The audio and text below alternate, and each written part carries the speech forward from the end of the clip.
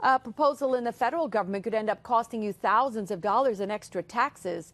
Certain deductions available today are on the chopping block, and Capitol correspondent Pat Bailey is live in Albany to tell us what the governor is trying to do now to protect New Yorkers from what could be an expensive decision out of Washington. Pat? That's absolutely right, Liz. We're talking about a few common deductions on your taxes, including the one that allows New Yorkers to deduct their state and local tax liability from their federal tax return. Now, it's just a proposal right now, as you mentioned, but if it goes through, we are talking potentially millions of New Yorkers having to pay billions of dollars.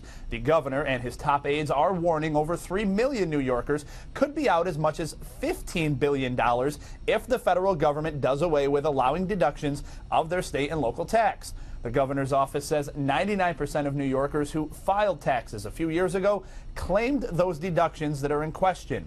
If they go away, the state's projecting an average tax increase of $4,500 per New Yorker. Governor Cuomo is urging Congress to not repeal or even cap the amount of deductions New Yorkers can claim because he says it goes against everything the state is trying to do.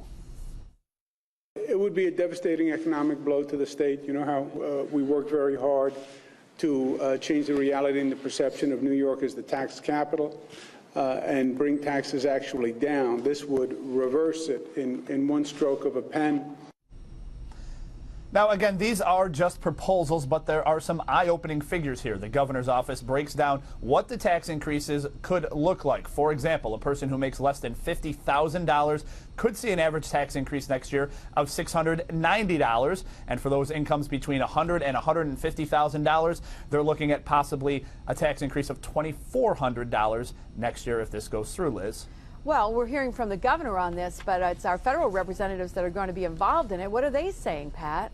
Well, we just got a statement just before we went out in the air here from Representative Paul Tonko, who says, quote, the president's budget has a number of proposals that Congress agrees with, but this is not one of them. The impact of capping state and local deductions would be bad for the state of New York. He goes on to say it would be bad for Capital Region residents. I'll have much more on the figures coming up tonight at 5 and 6, Liz. Yeah, I think people are going to want to hear them. That's absolutely.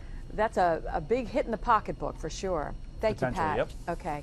Your safety is on